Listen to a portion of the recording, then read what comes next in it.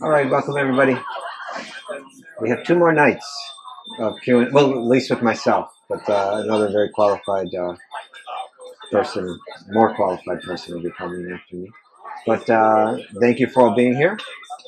If this is your first time, it's a pretty simple method. You ask the questions, I try to give answers, and it all begins with a question. So I turn to all you. Shashi, very perfect. No. Okay. Yes, thank you so much.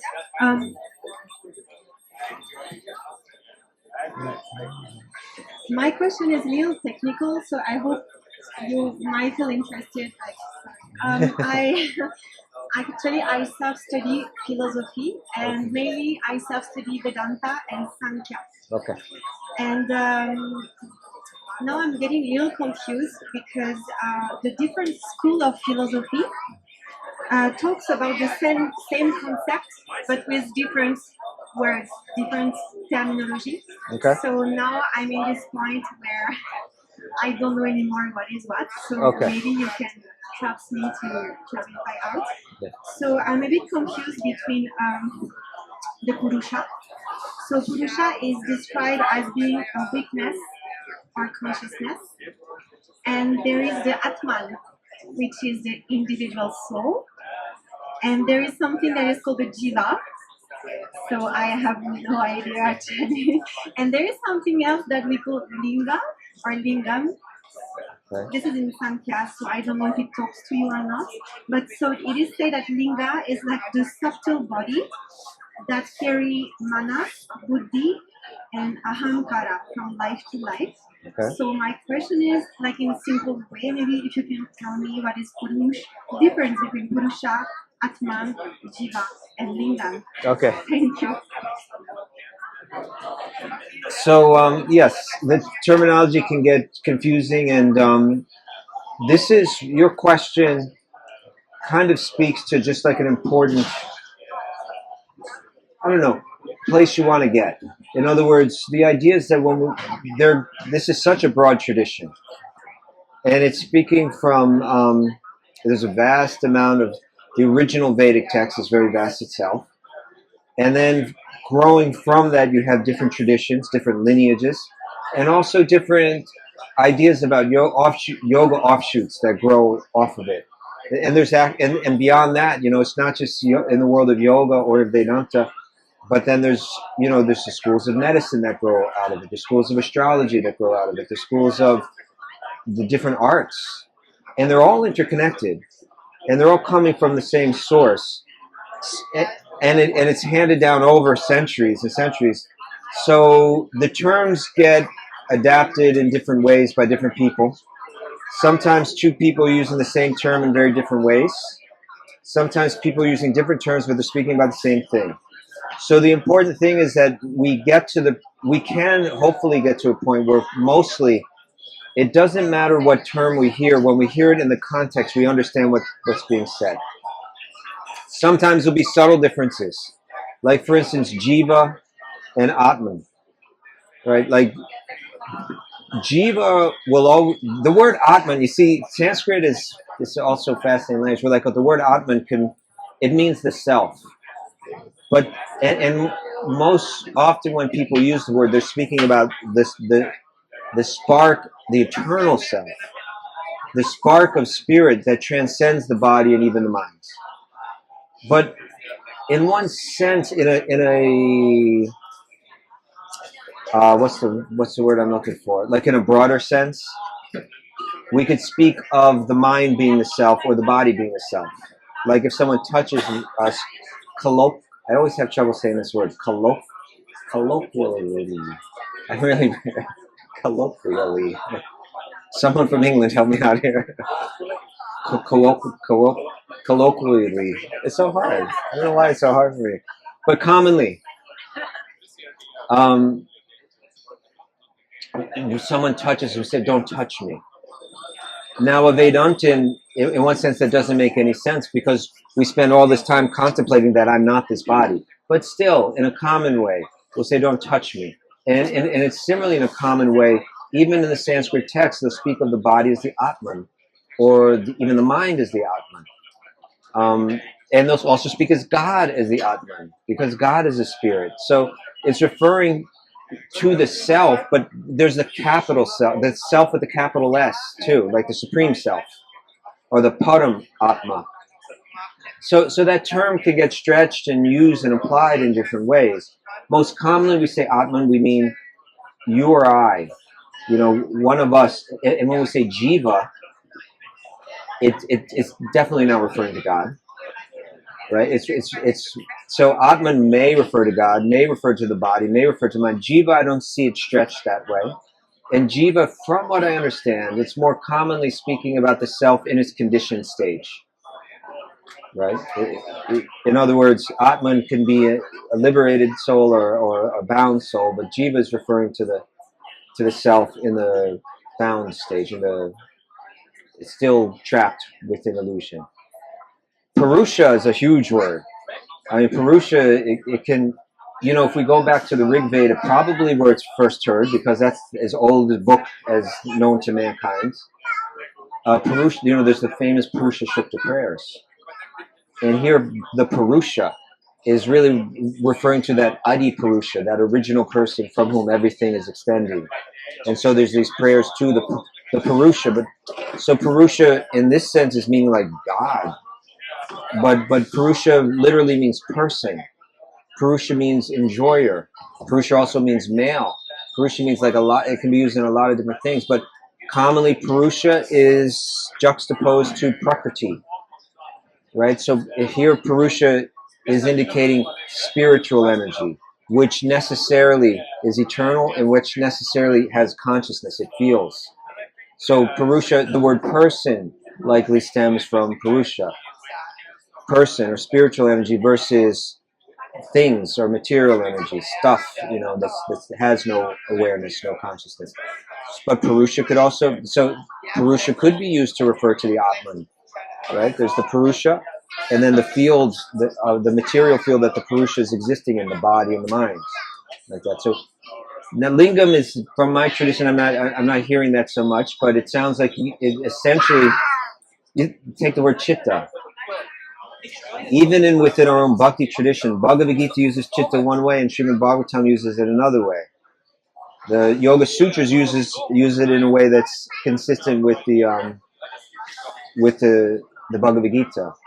And that is, when we say chitta, we're referring to the entire cognitive faculty, the entire mind, including manas, buddhi, and ahankara, the intelligence, the impulsive mind, and the ego, all wrapped up in one. We call it chitta. Whereas in Bhagavatam, chitta is referring to the subconscious mind, the memory, the storehouse of all our samskaras. So that's something we need to we just have to deal with, is that the tradition is so broad that when we hear a term, we have to be adept enough to place it understand it within the context in which it's being shared. It's a broad thing. Yeah. Is that okay? Thank you.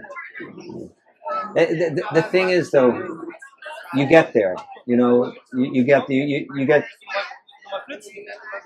when you begin this studying of the four yogas, like we studied, and also trying to understand the three different sections of Vyasa's works: the Karma Kanda, the Jnana Kanda, and the Bhakti Kanda. If you get that kind of stuff under your belt, then whatever you're looking at, you can usually kind of figure out, that's what they're saying.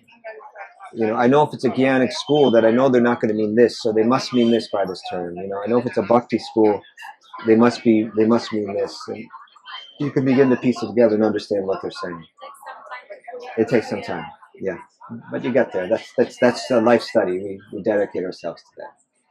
And until we get there, then there are the commentators. We want to read these books with good commentaries, that help us understand it too. Okay, thank you for that, Shashi. Next question, please. Yes.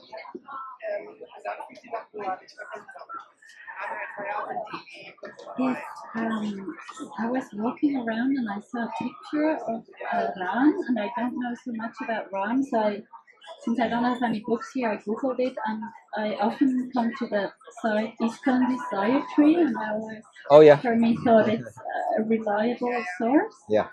But I was very confused because my Gurudev, he always talks about Krishna, and I always heard Krishna is the source of everything, like the first form.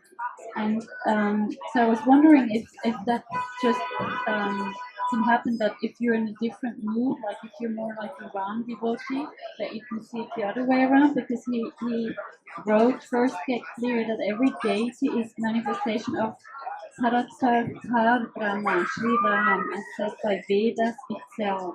So according to that, it's Sri Ram alone who appears in every form. So it keeps telling every time, and further down it also said that, yeah, Sri Ram was like before, I can't find it now so fast. So I was wondering, and then I thought, well, maybe it doesn't really matter because I'm still, trapped in that linear thinking where you can't say what was before. And I don't know much about Ram, but I just know the Leela because I went to see the deity that Ram made when Sita asked him, how are you going to look in the incarnation of Krishna? So when you hear that Leela, then you could think, oh yeah, Ram was first because he tells Sita in my next. Yeah, my Gurudev's always in the Krishna is the first of everything, and from him, everything else. So maybe you Yes. can clarify everything.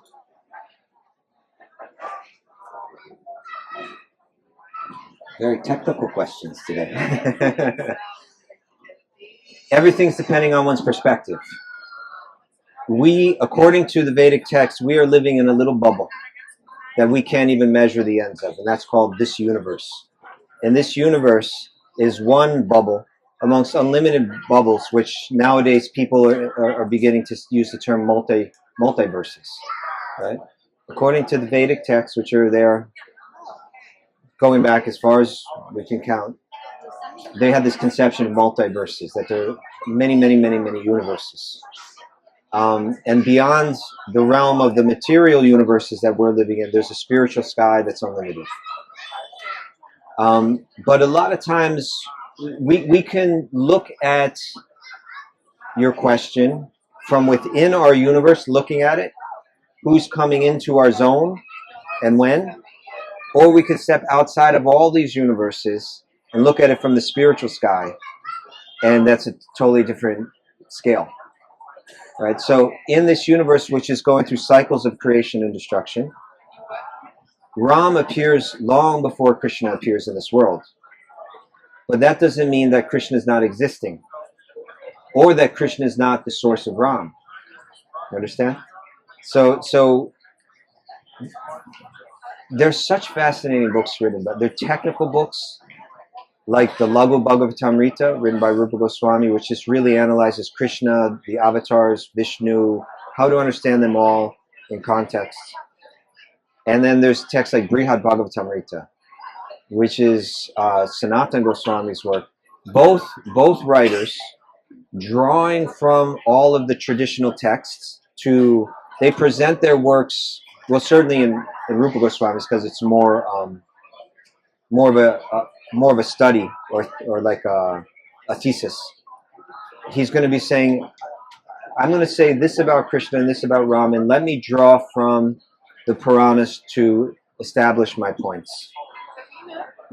Sanatana Goswami's Brihad Bhagavatamrita is more like a story, and it's the most fascinating story that takes you to all different levels of this universe, then beyond this universe, then into the spiritual sky, then through the different levels of planets in the spiritual realm, until you finally achieve Goloka Vrindavan, the kind of pinnacle of all spiritual existence in the spiritual realm. This is a fascinating work, and it's there's so the depth of yogic wisdom in this book is just practically, I don't know how a human being wrote a book like this. I really don't, except to say that he's outside the universe and looking in. But it's so beautiful and so consistent and so deep, and it gets very esoteric. So in one sense, your question, at one point you said, is it important? Is it important that we understand this somewhat subtle distinction between Krishna and Ram. On the exoteric level, no. On the esoteric level, yes. Right? I shared an analogy the other day here. I'm not sure if you're here. But I said, let's say I was an ambassador. Your country is Switzerland. So let's say I was the American ambassador to Switzerland. And we developed a relationship, you and I. And there was a lot of cultural and exchange on different levels. And so part of that, you would come to me and say, I would really appreciate meeting your Secretary of Commerce.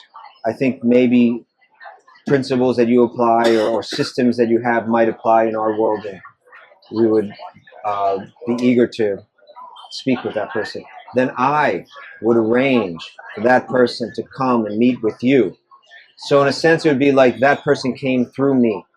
You would witness that I have the power to make that person appear. And then you might ask, I would really love to meet with your Secretary of State or your Secretary of Energy. And you would see again and again that person appeared through me, through my power. You begin to develop, you could develop an idea, if you didn't know everything that goes beyond and exactly what my position is, that I am the power of America, that I have the power to make any powerful being within America appear before you. But if you said, I would like to meet the president, and I went to the president and I explained to them why it would be a good idea for them to come to Switzerland, then you might think that, again, I made the president appear, that I'm the most powerful being and the president only appears through me. That would be a very limited perspective, and you wouldn't understand who I really am or who that president really is. But the fact is that my ability to make the president appear or to make any of those other secretaries appear is all by the power of the president, who's existing. He sends me as his representative into your little world. Not to just degrade Switzerland in any way, but in other words, from your limited perspective, it appears that I am that. I do have power, but my power is dependent on a higher power still. So if we read Srimad Bhagavatam, which very, very brilliant works have been written to systematically explain that is the text where Vyasa is clearing everything up, where the author of all the Vedic texts is making it all very clear, then he's going to explain Ete Changsa Kala Punsa Krishnas tu Bhagavan Svayam, that there's a list of all of the avatars given, and then it says that all of these avatars are portions or plenary portions of the original Svayam Bhagavan Sri Krishna. Krishna, it uses the name Krishna, very direct. Krishna's tu Bhagavan Svayam. This means Ram expands from Krishna, the original source. Like that. Now, text may be written where it's going to speak of Ram as the original being, because it is Krishna, just Krishna appearing and showing part of his, like for instance, let's say I were the president this time, and people can meet me and know me with my full presidential power. They may meet me in that context, and someone else may meet me in another context, not realizing how much power I have, or may meet me where I'm demonstrating only part of my power, a limited aspect of my power. So that's what Ram is. Ram is a manifestation of Krishna. When I say power, it's not only his power, it's his beauty, it's his knowledge, it's his renunciation, it is Bhagavan, but not revealing everything. And some of those things that are being revealed as Krishna are very esoteric. Because when we come to Krishna, it's that being that's Akila Rasamrita Murti, that reciprocates with all varieties of love. Ram doesn't reciprocate with all varieties of love. It's Krishna, but it's Krishna just showing part of himself and not his whole self. So on the esoteric level, it becomes meaningful. But on the exoteric level, you can worship Ram with your whole heart, and you're fully connected to God. But if you want to develop the intimate love that the residents of Vrindavan have, you need to focus on Krishna, who's behind it all. Does that help? The Brihad Bhagavatamrita. It's very, very, very nice book. Okay. Questions? Yes, sir. Namaste. Namaste. In the Bhagavad Gita, Shri Krishna says that I am the eternal non-doer. Could you give me the verse? I don't remember the verse, but this is Well, verbatim oh, what yeah. I'm sharing. Yeah. I am the eternal non-doer. What does this mean? Action that is non-action. What my guess would be the verse that you're speaking about would be Brahmano hi pratishtaham. He speaks of the Brahman, which is this non-dual energy of Krishna. And he says, Brahmano hi pratishtaham, that the non-dual energy rests on me. The Brahman rests on me. And if we understand this verse in its context, it's very interesting. As a matter of fact, I meant to quote this verse this morning for people that were in the class that it would have completed my point, but I somehow didn't get to it. But the 14th chapter of the Bhagavad Gita speaks about the three modes of material nature, right? That there are three energies that this universe is, the material universe, is composed of. Just like if we look at a video screen is made up of three different colors, little pixels. Each one of three different colors, red, green, or blue. But somehow those three different colors blend and manifest all the different colors of the spectrum. And so the yogis said that this world that we're living in and everything that we're looking at, and even the invisible stuff that we can't quite see, but if it's material, if it's made of material energy, then it's made of these three energies, Rajas, Sattva, and Tamas, and they all blend in so many ways to create all of the objects of the realm that we live in, the material realm.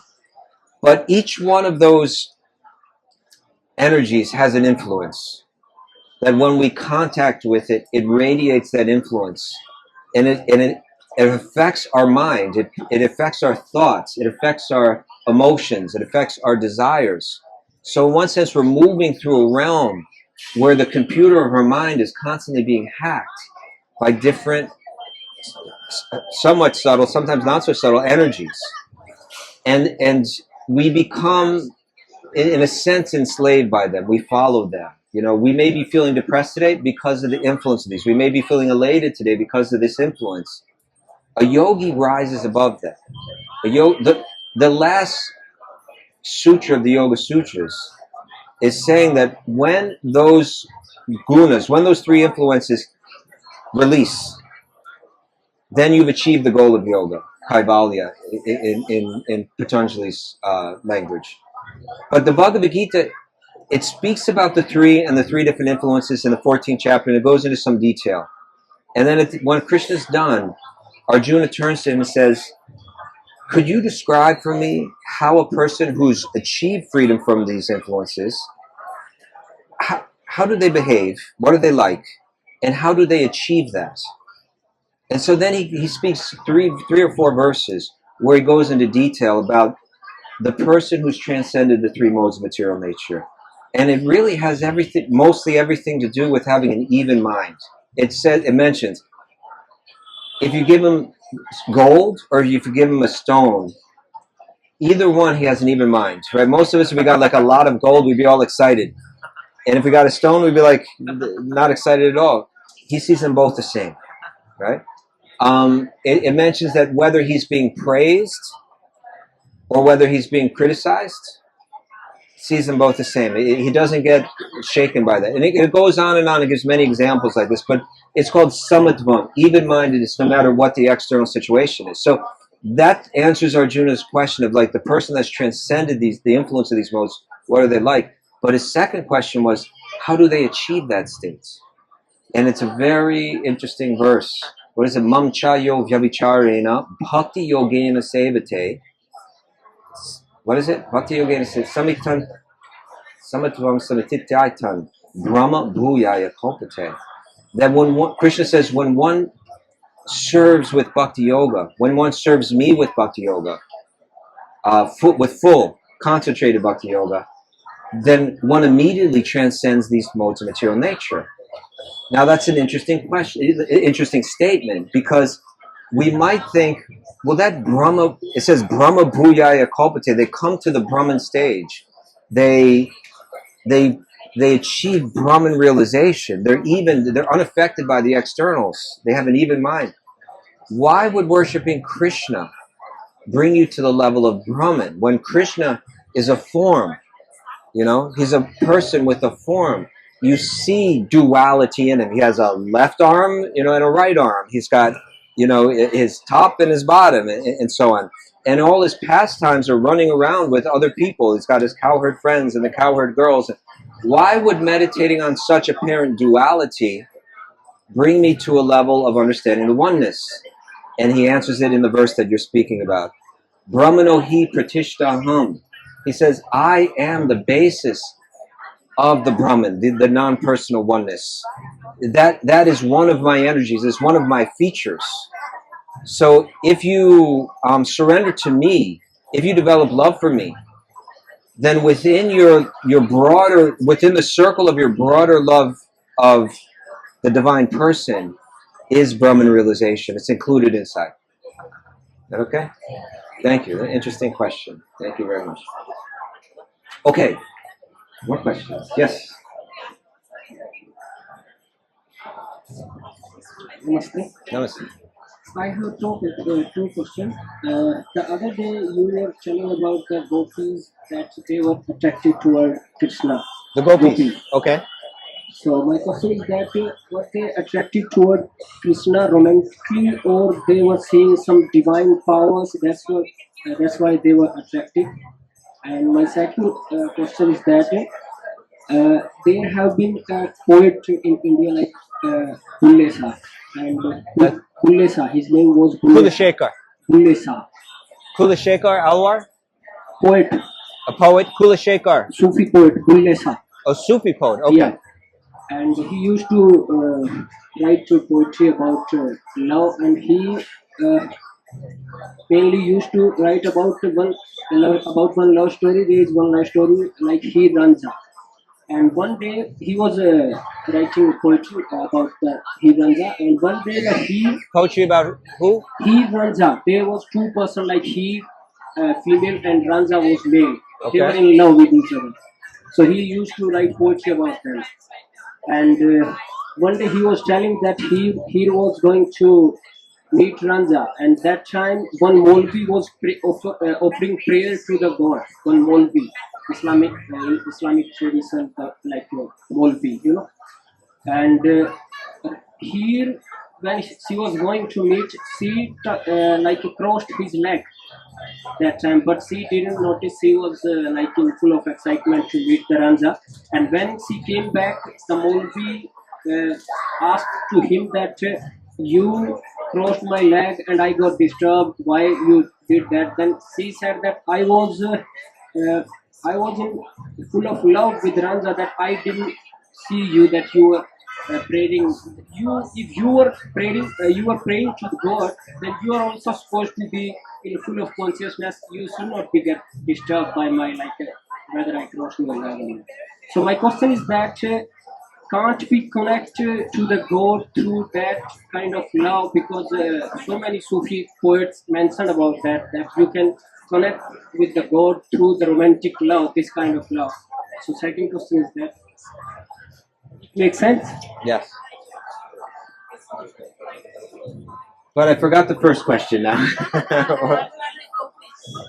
The Gopis were attracted to Krishna in a romantic way. Was it because of Krishna's divine powers that they became attracted to him? Was their love based on his divine powers? You're asking a very esoteric question, my friend. But we will talk about it. Yeah, this is important to understand. There's different ways to love God. There's wide varieties of ways to love God. Perhaps when we look at the world's spiritual traditions, the more common way is that the feeling of love that we feel, blended all throughout it, is a sense of awe and reverence. God is very great, and I am a very small, dependent person on God. So that's beautiful. Nothing wrong with that. That's fine. And most of our religious traditions, love is seen in that way. Love for God, because certainly God is so all powerful and so on. But when we come, but even within the world's traditions, sometimes we'll see different varieties of love spoken about, and particularly it's among the mystics that they may enter into. You mentioned Sufis, and then sometimes we also see Christian mystics that have a different type of love. They write of a different type of love. Often they write about it in poetry, because poetry may be a forum through which these kind of feelings can be best expressed. Within the tradition of Krishna Bhakti, it's a very well-developed science, practically.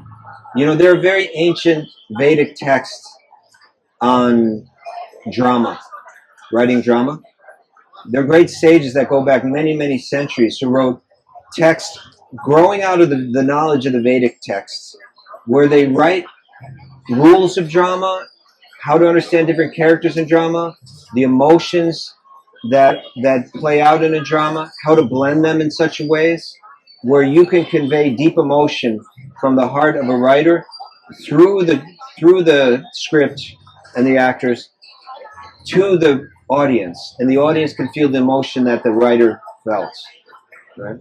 There's a science to it, but you can take that brilliant analysis of emotion and relationship, and you can apply it very neatly to Krishna and his leelas and the love and the different varieties of love that different devotees feel for him. So it will analyze that this love, there's one love, it's called Shantaras. Shantaras, the peaceful rasa. And it's mostly like this reverence. Sometimes people will feel this for Vishnu in their heart. And then there's something called Dasya Rasa, which means the love that a servant has for a superior. Yeah. Did you ever have a teacher in your life that you loved very much? Yes, right. You respect that person. You feel love for them. You always feel like they're in a higher position than you. And that's the nature of the relationship. That they're blessing you with affection and kindness and teaching. And you're like, I respect you. You're really giving me more than I'm giving you. And it's a certain flavor of love. It's another beautiful type of love. And within there, one begins to serve. There's a mood of service in that kind of love. And then there's love of friendship. In friendship, it's not like you're higher than me. It's like we're equal, right? And then there's love like a parent feels for a child. Here, you almost feel superior to the object of love, even if it's God, and you love God in that way. God can be loved in all these varieties, and then finally God can be loved in the romantic flavor. And within that, there's many different varieties too. Some of the wives of Krishna and Dwarka, they love him with a type of submission or respect that you don't see in the Gopis that we hear about in Vrindavan, who they don't see Krishna as being God. They don't see, it's not his powers, his godly powers of like creation and all of that. They don't know anything about that. They see him as the most beautiful boy. They see him as the most beautiful lover. And they love him with entirely pure hearts.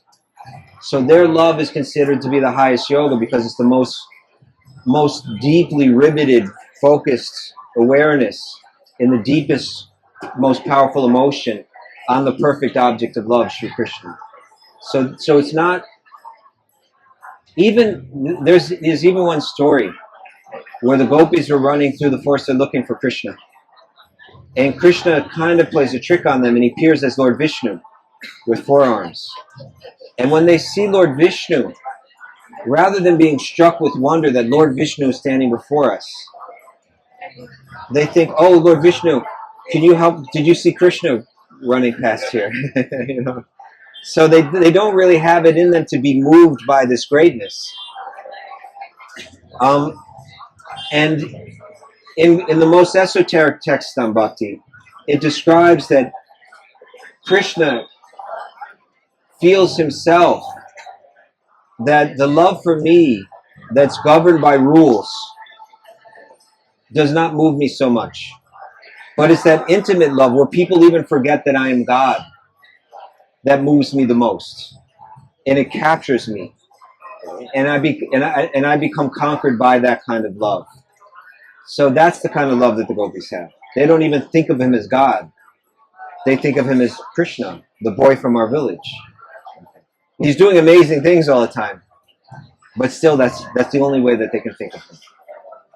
You're familiar with the Rath Yatra ceremony that they have in Puri? Rath Yatra. Rath Yatra. Jagannath Rath Yatra. Okay? Where they're pulling the cart. Yes? They say that this represents many things, but especially what it represents is after Krishna had left Vrindavan, he's living in Dwarka, more like a prince than like a village boy. And one day, and all the residents in Vrindavan are back in Vrindavan, living in separation from Krishna. And one day there's an eclipse, and both communities in Dwarka and Vrindavan decide to go to Kurukshetra because it's a holy place, and while the inauspicious eclipse is going by, they'll all stay there. And at that time, for the first time in a very long time, the Gopis see Krishna. Again, they've been waiting for this moment for so many years. They're feeling very intense emotions. But the emotions are intensified by the fact that he's not the way that we saw him before. There he is. But he's not like he's like a king. He's surrounded by armies and all this regalia. And when we saw him in Vrindavan, he was running around barefoot with no shirt on and just like playing his flute and playing with us in the forest. We want him like that. We can't relate to him like this. This is not... Our love does not relate to him in this format. So the Rath Yatras, they're taking the ropes and they're pulling him back to Vrindavan, where they can love him with the intimate love that they have. These texts on Bhakti Yoga are very thorough and very consistent, and I believe objectively, if they're looked at, they have to be understood as the most thorough and richest theology, understanding of God. It's really, really incredibly beautiful and in-depth. So did I do both questions or I only did one? I did one. And the second question was...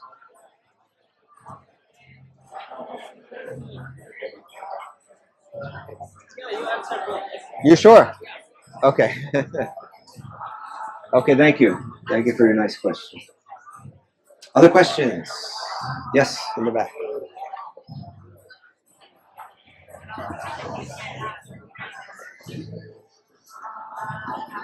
What is Krishna's Krishna's... perspective and I'm sorry, I didn't hear. on relationships with females? Could you say again? What is Krishna's Vedanta perspective and advice on relationship with females? Okay.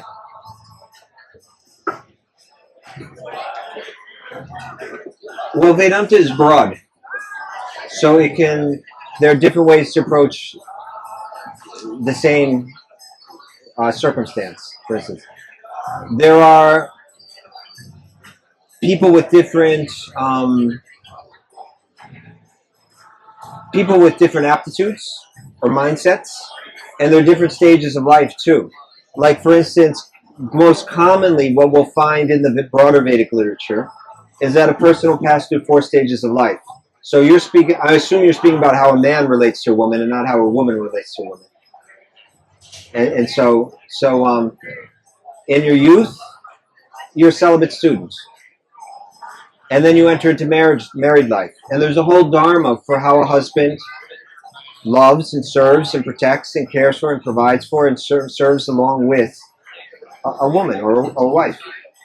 And so there'll be so much dharma there. The dharma within married life, what's called the grihastha ashram, the home stage of life where you're living in a home. And then there's retired life, where husband and wife, there's no longer sex involved. You know, in married life, there's sexuality, there's raising children, there's everything that's there in romance. And in retired life, husband and wife are still together, but they're letting go. They're letting go of the money making. They're letting go of the sexuality. They're not trying to somehow keep it alive. It's kind of like, this is the time in life where you let go of that. You know, we did it. It was great. We had kids. That was great too. But there's a lot of struggle. There's a lot of anxiety. There's a lot of suffering. And it helped us understand Vedanta. It helped us understand with the pleasures of material life also comes the anxieties of the material life. But because we've been practicing bhakti and practicing Vedanta and deepening our knowledge, that when we're getting to 45 or 50 years old, we're quite ready to let it go. And we're feeling a growing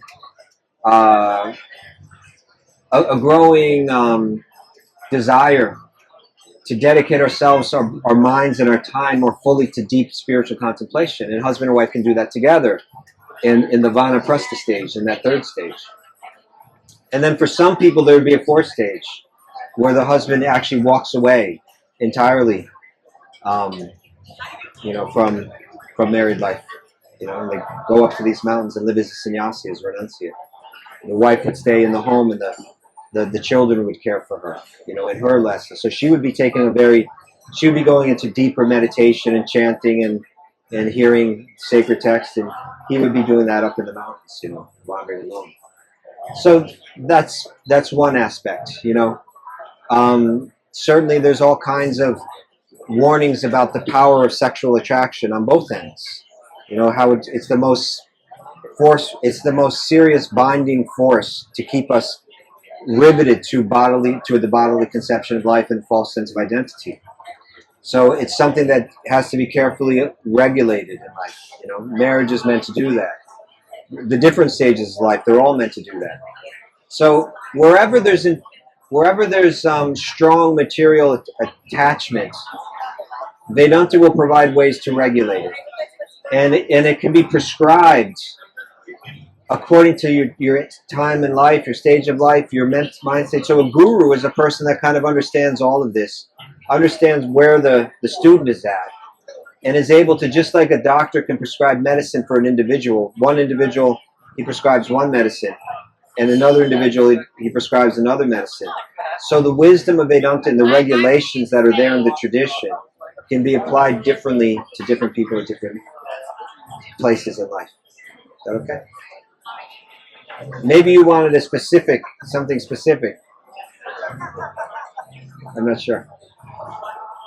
Would you like to ask further?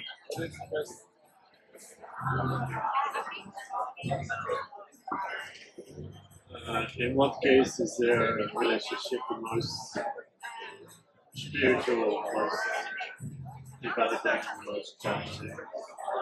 How would you describe it to be benefiting on all levels?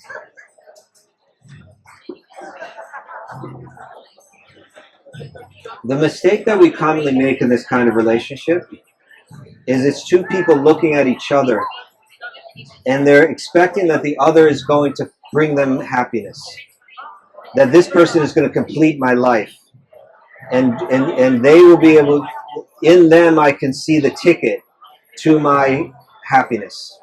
So both of them are looking at the other to provide what they need to be happy, when really there's nothing external that can deliver deep happiness, right? In one of the first nights here, I shared this story of the musk deer, that there's a deer up in these hills that has this aroma within its own body, the aroma of musk. And in the time of year where that aroma starts to come out, the deer smells it and begins to search throughout the different, running, trying to find the source of that aroma. And it collapses, frustrated, not realizing that the aroma was in itself. And so the yogis are saying we're searching for happiness in external things, including the soulmate, right? The perfect partner for us that will bring me happiness. I need this external source to bring me happiness. We'll never find it through any external source. We might find it for a short period of time. We might find some pleasure. But the deep satisfaction that we're looking for won't be found through any external source, including the so-called soulmate. So what commonly happens is there's a frustration on both parts, and the relationship can become problematic or toxic, and it can break. Rather, if the two both have the understanding that our happiness is found within, and that our eternal happiness by nature is in relationship with God, with the divine, who's also situated within, then rather than the two looking at each other to find happiness externally, the two can hold hands and walk together towards that spiritual understanding. The two can support each other in developing their own spiritual, the depth of their own inner spiritual connection. Now they're serving each other towards finding true happiness.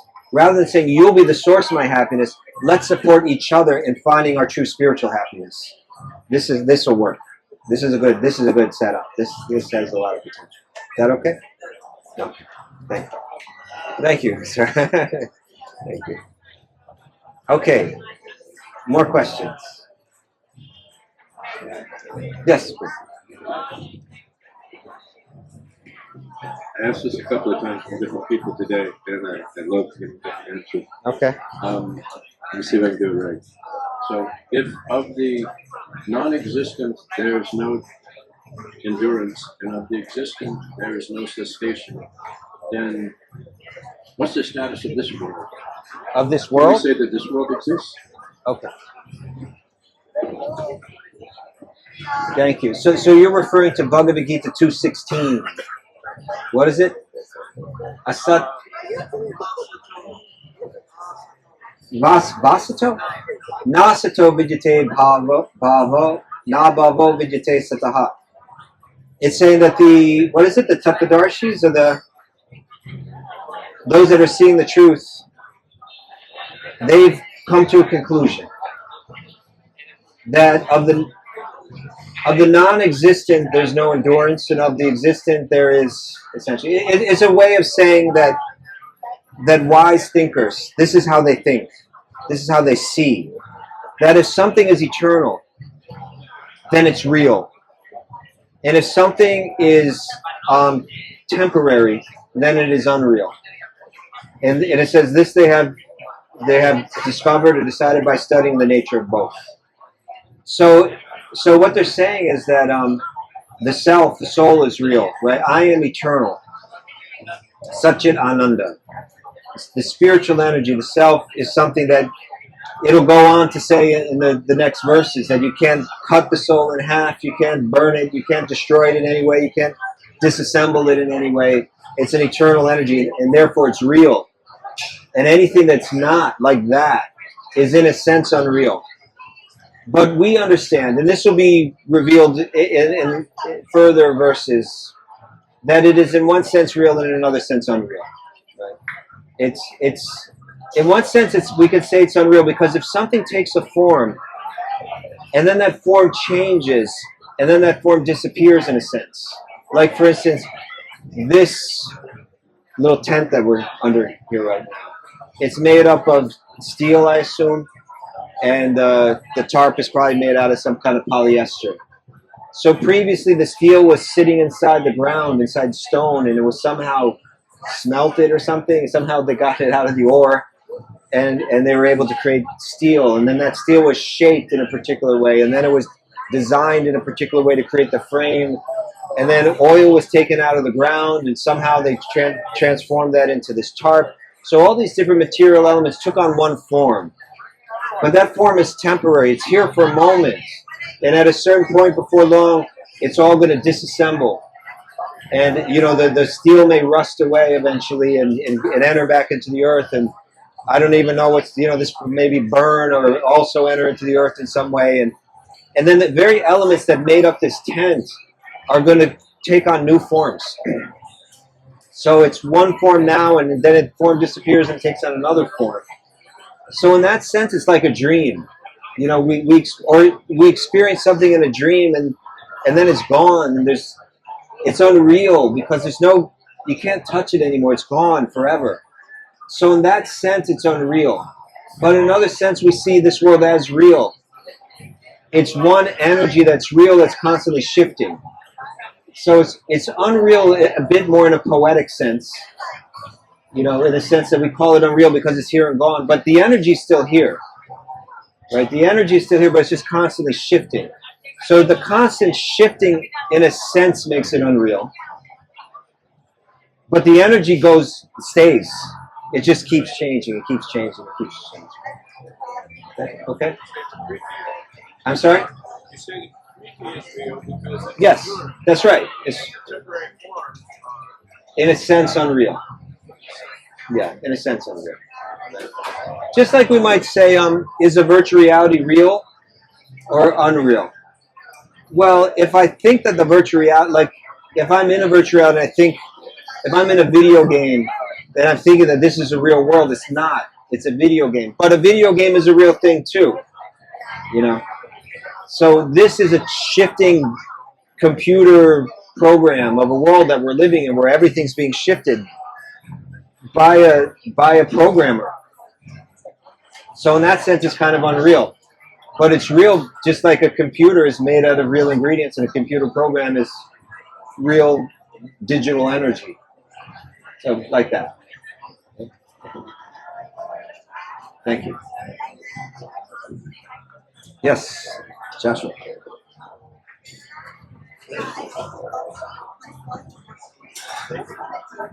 Move that a little closer. Thank you. Sure. I was wondering how one would test their Krishna consciousness, because I feel like it's tricky to just be more self-centeredness. And also, in relation with that, I see the importance of a teacher or guru. Yeah. And what questions should I be asking myself with that?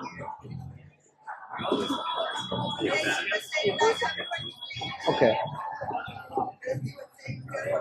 Thank you. So you began again by saying maybe my bhakti practice is self-centered. Yeah, I don't trust that. And maybe by that you mean it's really something that's meant to be about love, but I'm really more concerned about myself. Yeah. Okay. And it's quite natural that Krishna will say that 4 different kind of people come to me. Some of them are coming because they want wealth. They want stuff of this world. And some are coming because they want relief from suffering. And some are coming out of a kind of a spiritual curiosity. And some are coming with knowledge. And knowledge means they're detached from the things of this world. And they're really coming with without a self-centered motive. But even that person, probably in the beginning to some degree, it'll be there. So it's common that we come to bhakti in that way. But the idea is that we should begin to understand where it's meant to go. And we should keep moving forward to where it goes. We should keep trying to come to that place where my connection to God is not asking anything from God, but it's based solely on love. That's the evolution that we're meant to come to. That when we learn the lessons that we're meant to learn and we purify ourselves in the way that we're meant to be purified, we come to that point. I was always approaching you for this. I was always approaching you for that. I thought this was important. I thought that was important. I thought I needed this.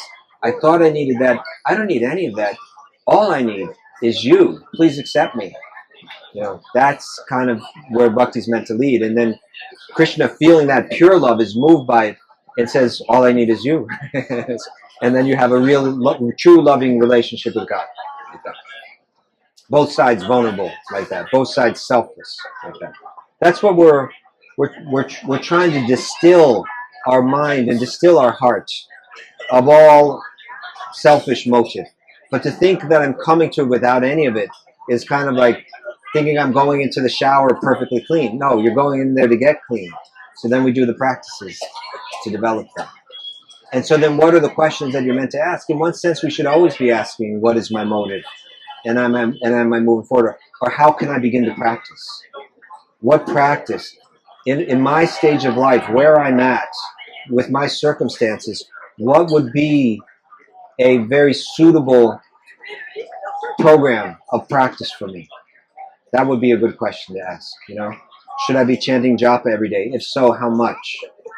What books should I be reading and studying, and who can I bring my questions to that will be able to help me understand it more deeply, like that. What can I contribute? You know, how much of my time of my day can I give in sacrifice, and how should I best contribute? These are practical questions to help move you along on your path. Is that okay? Okay, thank you. I can see you're very sincere in asking that. It's very nice. Very good. People that are really self-centered don't ask nice, sincere questions like that. I still don't trust myself. That's fine. That's fine. Even the very advanced devotees don't necessarily trust themselves. But it's good. It's a good question. Thank you. Do you have a question? Okay, you don't have to.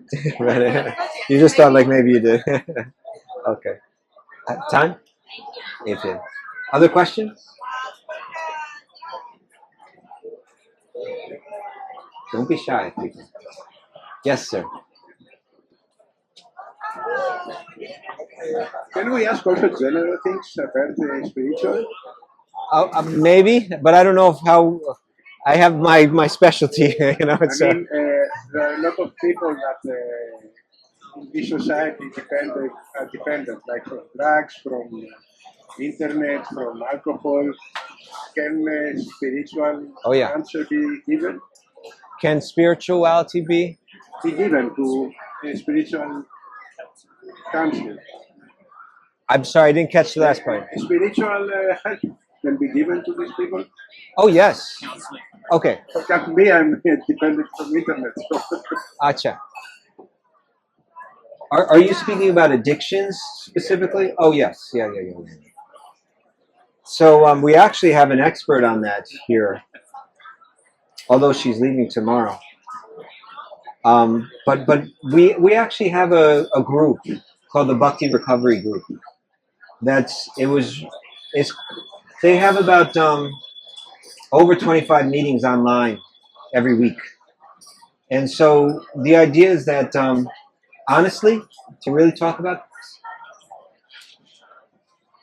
I don't know what percentage of the world today has like serious addictions, but it's a lot, right? It's like a lot of us. And sometimes when one's coming to like spiritual life, they can feel that a need to hide it, to cover it, and never really deal with it. And then you're living this double life, and it can be very stressful and problematic, and you never really get the help that you need. So the 12-step programs, the principles of bhakti they're very parallel with the principles of bhakti. It involves humility, it involves a dependence on God. It's actually very conducive. And I'll share a story about that. This woman that I'm talking about, she's probably around here somewhere, but I don't know where. Maybe she's in the kirtan somewhere. She came here to kind of share about that, the Bhakti Recovery. And she's been having meetings here every day, a couple meetings every day. But we were friends when we were kids. Like I was 15 years old, and she was 13 years old. And we lived in New York City, and we lived in a very wild scene in New York City, very lawless scene. It was like kids that were just as wild as you can imagine, you know, in terms of drugs, in terms of sex, in terms of violence, in terms of just running the streets wild. And at one point, I got pulled in one direction, which was this spiritual direction. And I just disappeared from New York City and became a monk. And she just got pulled in another direction, which many of the kids in that world did, which was a world of drug addiction. And so she became a heroin addict and went through everything that heroin addicts go through, like really heavy. But through 12-step programs, she recovered. And so for over 25 years or something like that, she's been clean. But 30 years passed when I left New York City and became a monk. 30 years passed before we had any contact with each other again. And but one day she kind of reached out to me. Maybe I reached out to her. I don't remember, but on Facebook, like on social media. Like, hey, I remember you. And so we just said hello to each other. And then some time passed, and she wrote me a message that said, hey, I've been reading Bhagavad Gita and practicing some yoga, and it's really interesting stuff. It was more or less, it wasn't much more than that. And I said, oh, well, that's great. If you ever have any questions, feel free to reach out to me. And then that was that. And then more time passed, 6 months, a year and a half. I forget exactly how long. I didn't hear back from her again. But then she wrote me a message that said, how do I find a guru? And I said, okay, let's talk. And so then we met like online. And honestly, I didn't know who I was going to be meeting when I would see her face to face like this, because even when we were kids, she was like wild, crazy. And what to speak of now that she'd gone through, I know, this whole destructive period of life. I didn't know, what is it going to be like? But immediately I kind of felt, okay, I know who I'm dealing with here. This is my old friend. She's been through a lot, but she's very sincere. And she said to me, I've been reading Bhagavad Gita, and I'm always thinking about Krishna. She started crying immediately, and I don't know what's happening to me like this. And so then we just began to talk, and we would meet once a week online, and I would explain what bhakti is to her. And we did that for like maybe a year and a half or 2 years. I'd meet with her once a week. And her devotion really developed, and she began to understand what bhakti is. And so she's still practicing it to this day. One day, she used to write to me messages expressing how she felt like all these years of my life I wasted. We were both in the same place at one point in our life. You went one way, I went the other. Now we're meeting up again. But you spent your time in such a positive way, like practicing bhakti and learning about bhakti, and I wasted so much time. And one time I was introducing her to a very deep sadhu, a very deeply spiritual person, a very advanced bhakti yogi, a spiritual leader, very important spiritual leader. And I was explaining to him exactly what I just explained to you, our whole history and how we came about, the world that we came from, and then how we got back together, and how she was expressing now. She felt she wasted so many years.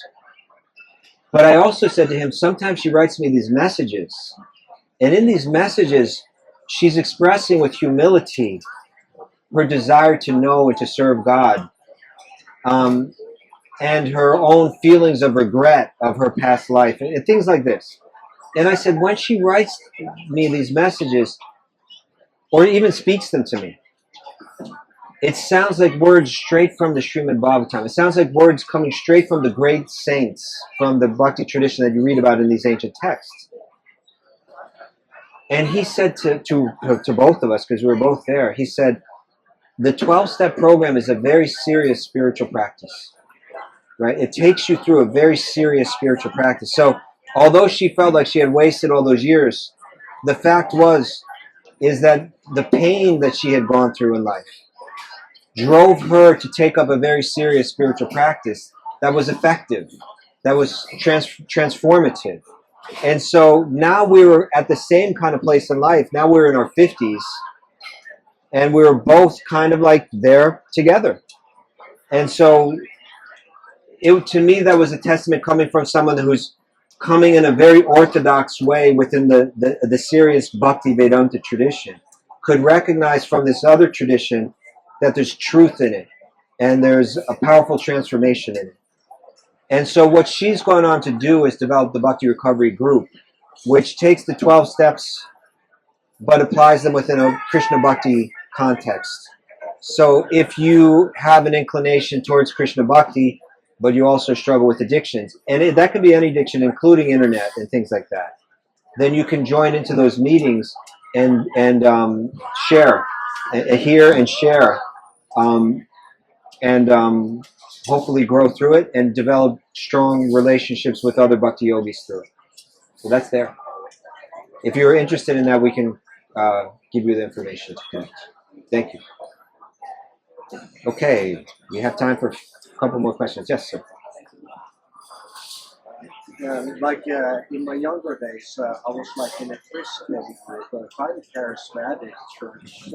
I mean, it's pretty similar to this one, but just I was in like easy song, like evangelicals or what they call it in America, like that kind. What do they call it? And it's Pentecostal. Pentecostal. Yeah. Okay. But after a while, I took it really seriously. I was reading the Bible. I was actually studying the theology, teaching Greek as well, so I learned how to read the original text. Okay. So I came to it, and I realized that when they were teaching, the teaching of Jesus was very different than they were teaching. It was more like Buddha, when I was like in Thailand as well, when I was seeing the Buddha's teaching compared to Jesus' teaching, and I was seeing like they were so similar. Okay. And that brought me to a crisis that maybe he was not God in a way, that Jesus. they presented it as God, Okay. And I noticed something changed in the people when I was saying I'm not agreeing about that he is God alone, there are multiple ways. And now later I'm thinking they are the best bhakti practitioners in my hometown, at least when I have all those meetings and all that stuff. Who are the Christians? Yeah, the Christian one. And I was thinking can I get that back in a way that I can go to them participate in worship, worshiping my God? But then again, thinking they might think that I'm thinking a different God than they are. But I'm thinking I believe in the real God. Yeah. You understand? I think I do. How to deal with a situation like that. So let me see if I understand correctly. You're saying that where you live, the best spiritual association I have is this Christian group. But at the same time, they have a kind of rigid understanding of who God is, and if you don't conform to that, then they might even think there's something very wrong with you or even bad about you. So that's challenging. You want to be in a spiritual sangha where you can be honest and say exactly what you think and exactly what you feel. And so that might be difficult. You might find that within that group, there may be 1 or 2 or 3 people that really understand you. Maybe that's what you need to seek out there. But maybe the broader group won't really be able to accommodate your faith. Or maybe you need to travel just a little bit further to find people that you can commune with in the way that you need to. But I understand what you're saying. It's that it can be that we interpret these spiritual texts in all traditions.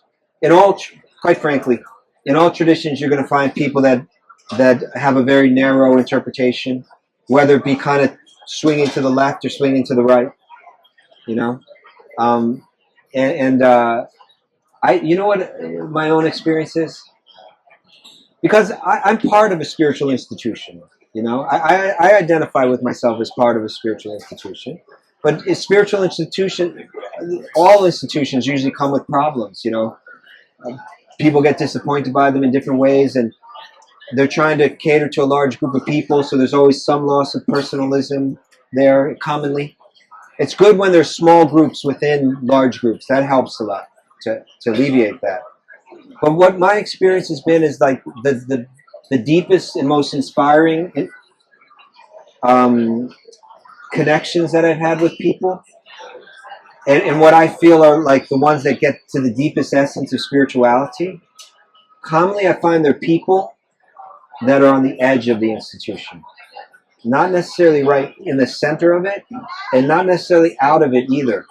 A lot of times I feel that the people that leave it, they think they're leaving it because they've seen the real thing, and now they've seen the hypocrisy, and now there's always going to be some hypocrisy. There's always going to be some disappointing dealings. I feel mature people can accept that that's the world that we live in. Let's see what we can do to improve it, right? But they may end up, these kind of people they're not going to necessarily walk away. I'm not saying that there's never a reason to walk away from an institution, but I'm saying there may be people that live on the edge of those institutions, where they can relate to people from other traditions, where they can recognize the value in the institution and continue to serve it. Maybe they're a little misunderstood, even within their own tradition. But there are some people that are connecting with them. So I'd like to look at the edges. And maybe there's some people on the edges of that community that you're talking about that would be able to accommodate your faith, and you could really commune with them. That's where I would look. Not necessarily right in the center of it, although you never know. But maybe on the edge of it, you'll find people that you can connect with. Is that okay? Thank you. Thank you for the question. Okay, maybe we got time for one more or so. Huh? Okay, one or two more questions. Let's see. Depending on how long the questions take and the answer takes. Any questions? Yes. How's the meal, by the way? Always great. Okay. You look very happy. Thank you. Q&A. Since this is your last day or second to last day, One more day. would you be willing to share what this experience has meant to you and what you're going to take away from this festival? Maybe like a closing address to us. Well, there's always tomorrow, so I don't know if we're ready for closing address, but Maybe the first question. okay. Thank you. I'll say this, that within a broad community, there are many different communities, and I feel I am in, and I have been in many communities within the broader bhakti tradition, or even the broader International Society for Krishna Consciousness. And they cross all kind of borders. I feel it's a wonderful institution where you can really find your way and connect with people. And, sometimes there's people that I don't relate with so well within that broader institution, and I can respect them, but not have to be, but still be me, And there was one, my Guru Maharaj, my Guru passed away, boy, it's 24 years ago. Hard to imagine. It's hard to imagine that I only knew him for 14 years. He's been gone for nearly twice that. We're getting close to twice that. I can't even quite calculate that in my mind. But when he passed away, I was already part of several communities. But there were other. I really migrated to a community like Radhanath Swami's community. Really inspired me in Mumbai, and the Radha Gopinath temple, and then eventually the eco village. It feels like home for me when I go there. It feels like these are my people. I have close relationships. We relate well. And I had always saw this community, which is largely the disciples of Indradyumna Swami, as a really beautiful and amazing dynamic community. And they do wonderful service. And I had seen that. I'd always known Maharaj Indradyumna Swami, and deeply respected him. But I had never really been part of his kind of project before. And then last year, I was asked to come here, not by this community, but by another community. I only spent 4 days here, but I got to see this, and I was like, wow. And I was asked by Radhanath Swami to kind of see if there's any way I can contribute in Rishikesh. So I came for 4 days to kind of check it out. And then I came back last October, and I again began to see this is a wonderful place to share bhakti. And so in October, I met with Indradyumna Swami in Vrindavan, and he invited me to come and do this. And I really didn't know what it was going to be like. I didn't know. I've been speaking there every morning, and large groups of people, very nice people, very interested people. So that's really wonderful, and a fulfillment of my, it's a place where I can do what I do, and so I'm really grateful for that opportunity. And this has been wonderful too. All you people coming around, and I've been enjoying this time together. So it's fulfilling for me because this is what I do, and it's provided a nice forum for that.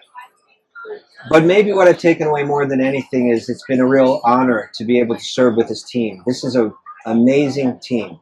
It's a rare thing to see a group of people working together in harmony, under pressure, just selflessly, night after night after night after night. If a community could put on one night like this and not bicker and not fight with each other and not get upset and not lose their minds, that's good. And this team is doing it night after night after night after night for like 5 weeks. For 5 weeks, they're living under austere conditions. You know, they're living in tight quarters that are rather austere. You know, it's hard to live in tight quarters with other people and do the same thing night after night. They're not getting paid. You know, they're just doing it out of the goodness of their hearts. They all want to serve, and that comes from spiritual inspiration. That comes from a dynamic spiritual leader like Indradyumna Swami, who can ignite some desire to serve selflessly in the heart. And so, more than anything, I think I'll take away the appreciation for this team and the gratitude to be able to play a small role in it. It's been wonderful for me. I think that would be it. Thank you. One last question. Anybody? Yes.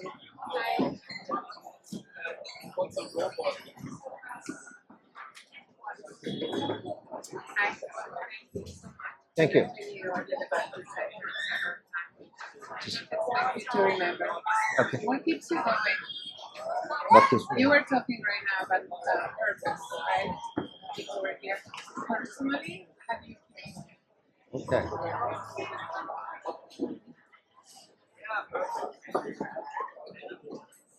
That's something I better think about. I think there are many things. There are certain very powerful spiritual lifelines that I try to keep alive in my life. One of them is I do this podcast is it right there, every day? Oh, thank you so much. And what that does is it's not just a podcast, but it's a sadhana, because we do it every day and we read from the Srimad Bhagavatam every day. So that means it's just a way that got me to read Srimad Bhagavatam every day, which is a super incredibly potent, powerful, life-changing thing to do. It's constantly reminding you and giving you the eyes to see this world through the wisdom of the great sages. And so that is life-changing and very sustaining. And when I'm doing it with a buddy, with a friend like this, it kind of keeps us friends, and it keeps us kind of like supporting one another, whatever challenges may come up. So that's one thing, reading Bhagavatam every day or doing this podcast as a form of reading Bhagavatam every day. That's one thing. Another thing is the relationships that I have. You know, there are relationships on all different levels. The relationships that I have with people that are junior to me are very fulfilling in a way. As I was saying, they give me a way of fulfilling my purpose in doing what I do. And there's affection there that's fulfilling. And then there's friendships that I have, which are like I was just saying, where in one sense that's a very, maybe the deepest kind of friendship, you know, on that peer level. You really understand each other and so on, and you can give tremendous support, and there's a beauty in that as well. And then I have relationships with people that I consider my mentors and my superiors, which are very important, because there is something that has been instilled in me, instilled in my mind and in my heart, that I respect these people so much that I would never want to let them down. You know, that feeling is a very powerful kind of connection.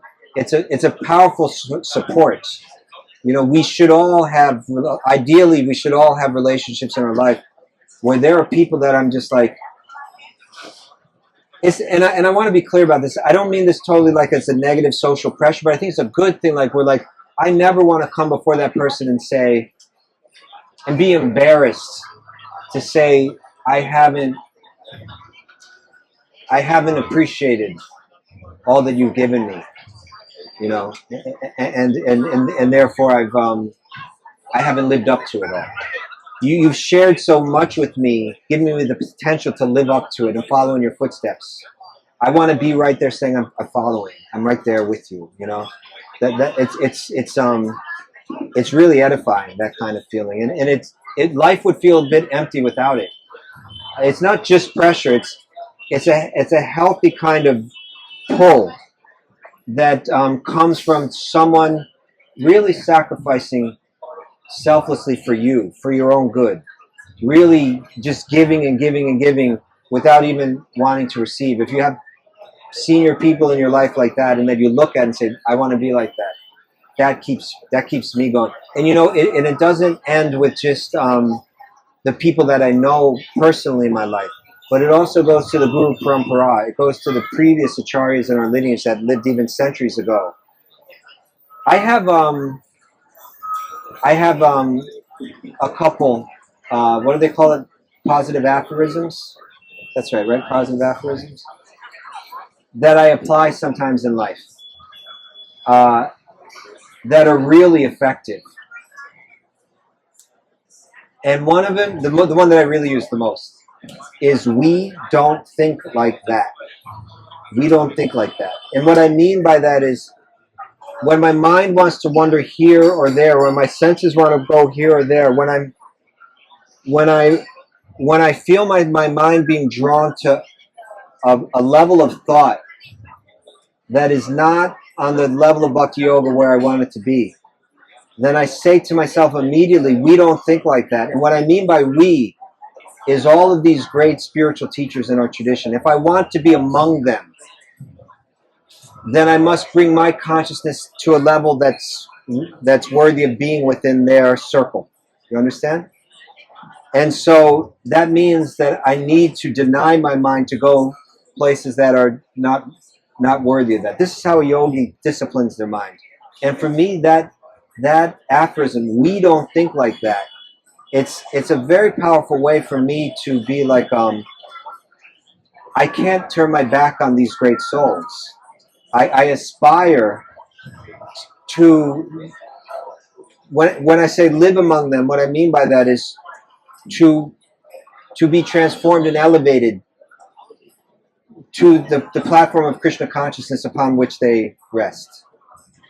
And so that desire to be there and that aphorism, it checks.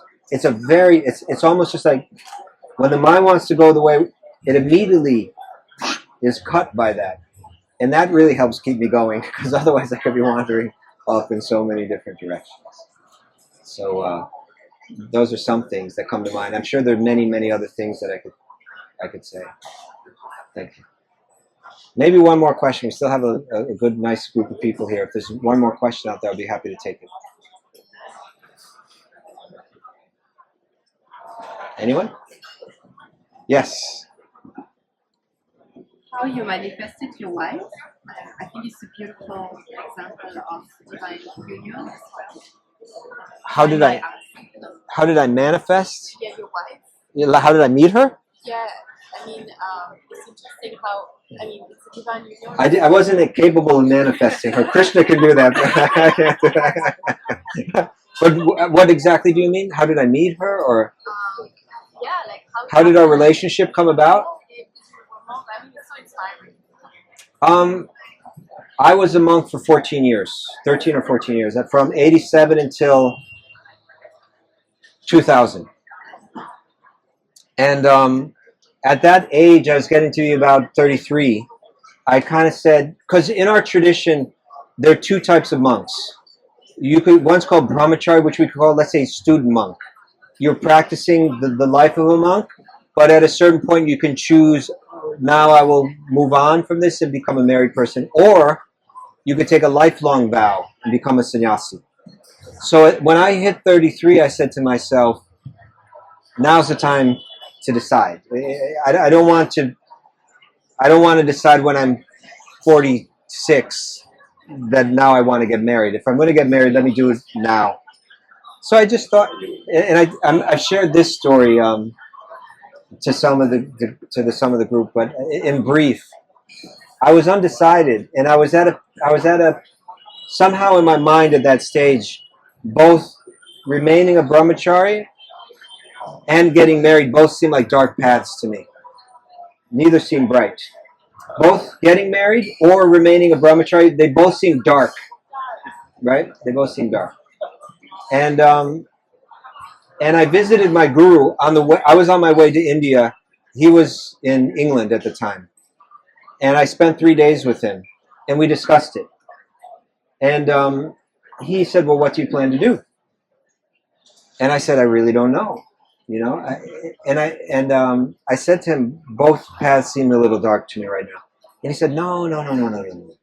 Actually, both paths are totally bright. You know, either you stay brahmachari and you'll live a very happy life like that, or you get married and you live. You know, both are very bright. So he said, so what do you plan to do? And I said, well, you know, I'm going to India for a few months. Give me some time to think about it. You know, I figure, you know, maybe when I come back, I'll make a decision. He said, no. And this was like, he was, Kalakanta Prabhu here, he knows. He was like a very sharp mind, very sharp intelligence, and also like sharp in dealing with people. His name is Srila Tamal Krishna Goswami. And so he said to me, you already know everything you need to know. There's no information outside that you need to bring in to calculate what you need to, the decision you need to make. You're not going to find something in India, some piece of information that's going to make a difference. Everything you need to know, you know. You just need to be honest with yourself. You need to look inside and be very honest with yourself. And he said, and if you do that, you're here for 3 days. By the time you leave here in 3 days, you should be able to tell me what you're going to do. Okay. And at the first, it felt like, whoa. You know?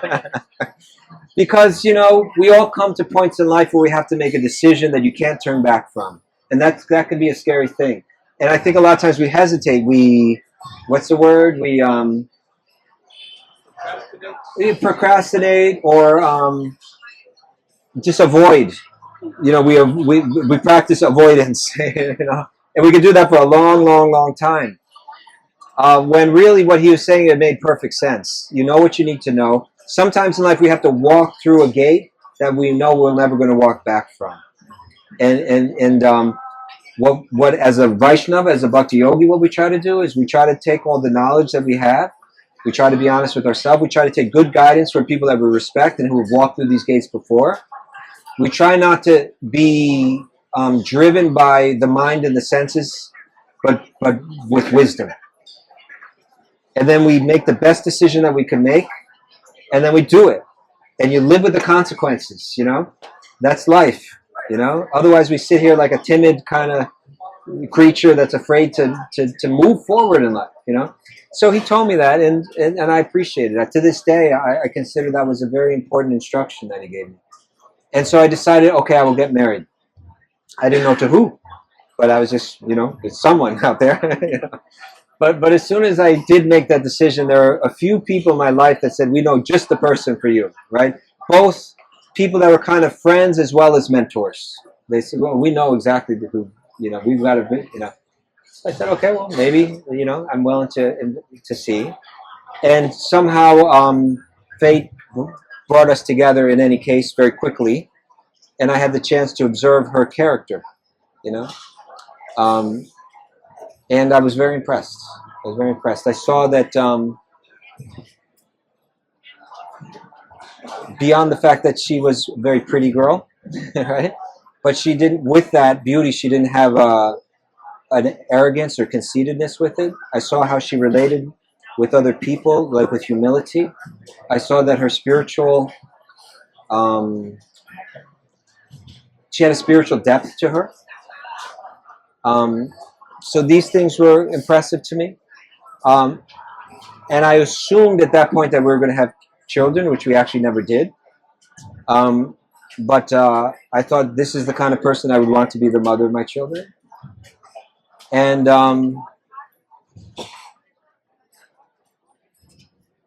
I also knew that having lived for 13 years as a monk, when most people are going to college, that my lifestyle was going to remain somewhat monk-like, you know, in the sense that I wasn't going to go out and get into finance, or I didn't have any material experience. My experience was in these books and so on.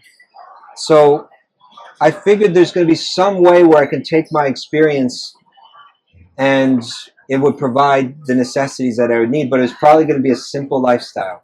It's probably going to be, no big house and no fancy car, and it would have to be someone that would not only accept that, but accept that happily. And I saw that she could do that. So for all these reasons, I approached her, and I think quickly we understood we were a good match. And so I guess it was about a little over a year later we got married. So that's how it came about.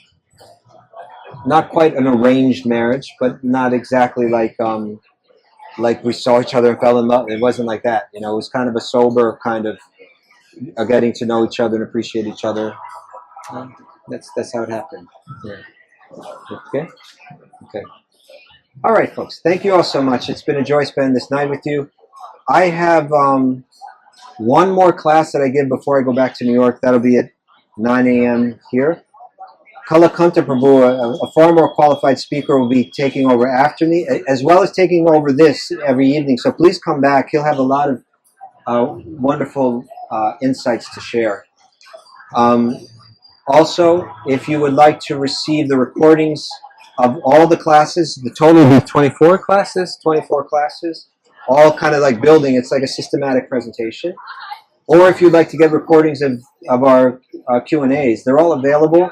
You simply have to speak with Gabrielle here, and she will show you how to connect with them.